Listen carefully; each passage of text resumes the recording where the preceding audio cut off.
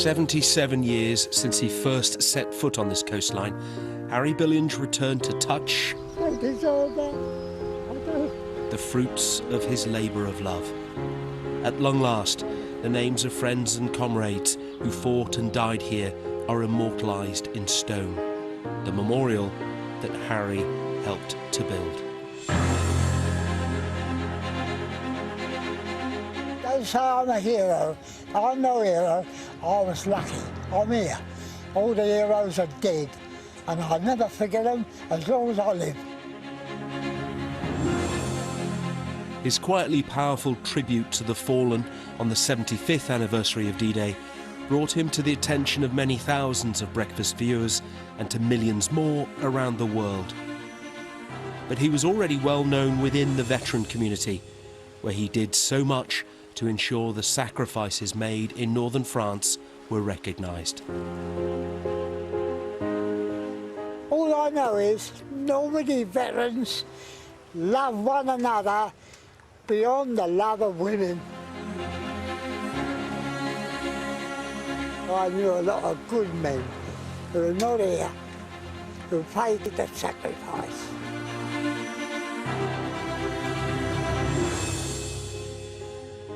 Harry was born in London in 1925.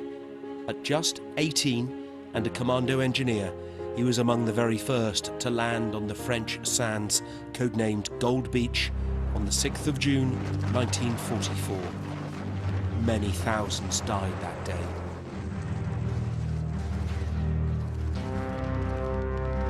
And it was hell. I've never seen anything like it in my life. You had the ships firing over your head, and you had the Germans firing you from inland. And 88mm guns they used, which would blow you off the face of the earth. The sea was red with human blood.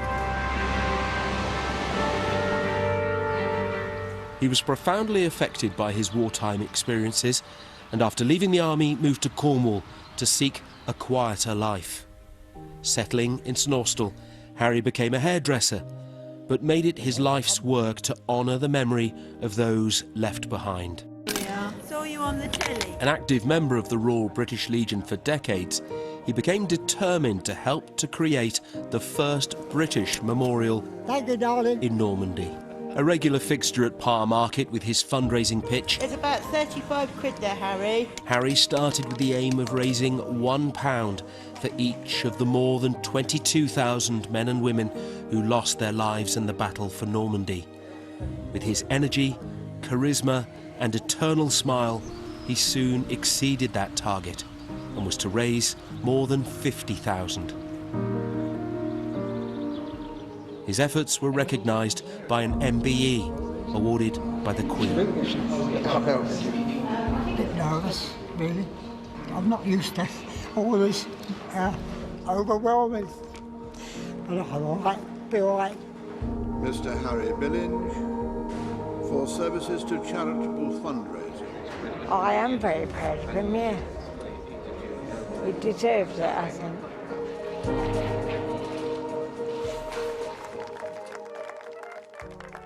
The pandemic meant his weekly collections were disrupted, and when his beloved memorial was officially opened at Vers-sur-Mer above Gold Beach, Harry, surrounded by family and friends in Cornwall, watched via a live video link. I want to say a very special good morning to one of our greatest champions, Mr. Harry Billinge, who I know is watching with his many friends in St. Austell this morning. Harry, you've been an inspiration, and we do thank you. Got to the end of the road. And, with restrictions eased, along with other veterans, he travelled back to Normandy last October and for the first time saw his dream become a reality, set in stone.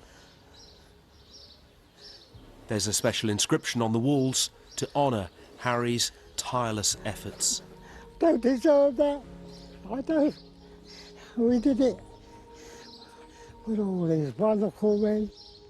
His thoughts, though, were not of himself, but of friends long gone, but never forgotten.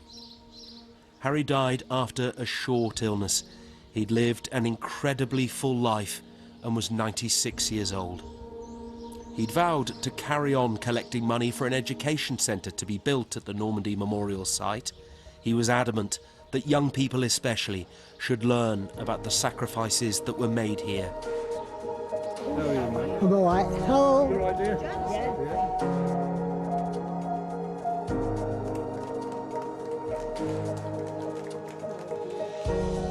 God bless you, Harry. And God bless you too, mate. God bless you, friend. Very good blokes, medics. We try.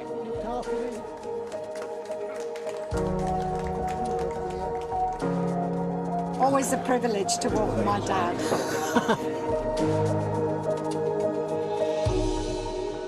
And that just as Harry had done throughout his adult life, we should all remember those who paid the ultimate price for our freedom. I came home, so many poor devils never came home. I loved them all. Everybody who was a Normandy veteran loved one another. And that's a marvellous thing. Love is stronger than death. Now, tributes have been pouring in the last 24 hours for the D-Day veteran Harry Billinge, who's died at the age of 96. Well, Harry was beloved and admired by breakfast viewers for his tireless fundraising towards a memorial for the British soldiers who died in Normandy in 1944. John Maguire is actually in his hometown of St Austell this morning. John, good morning to you. He was a real presence there, wasn't he? Yeah, a huge presence. We've come here to the War Memorial just outside All Saints Church in the centre of St Austell because obviously this one of the focuses during the November ceremonies on Armistice Day and on Remembrance Sunday, and Harry came here in 2019 to lay a wreath, saluted the War Memorial. They were, of course, first built, you'll be familiar with them, right across the UK in towns, villages and cities to commemorate those who fell during the Great War, the First World War. 1914 to 1918, of course, referred to as the time as the war that should end all wars. We know now, unfortunately, we see today in Ukraine that hasn't been the case. Harry was always very keen to impart that anti-war message, having been there firsthand. He would have just been 13 when the Second World War broke out and was 18 when he landed on the D-Day beaches. So really a boy just turning into a man, hardly old enough to shave, but old enough to fight for his country, to fight for his comrades, and to fight for the liberation of Europe way back in 1944. His latter years saw him campaign tirelessly to build a memorial in Normandy to those who fell, those men and women who were left behind. He was an incredible character. He was insightful, he was inspirational, he was irrepressible.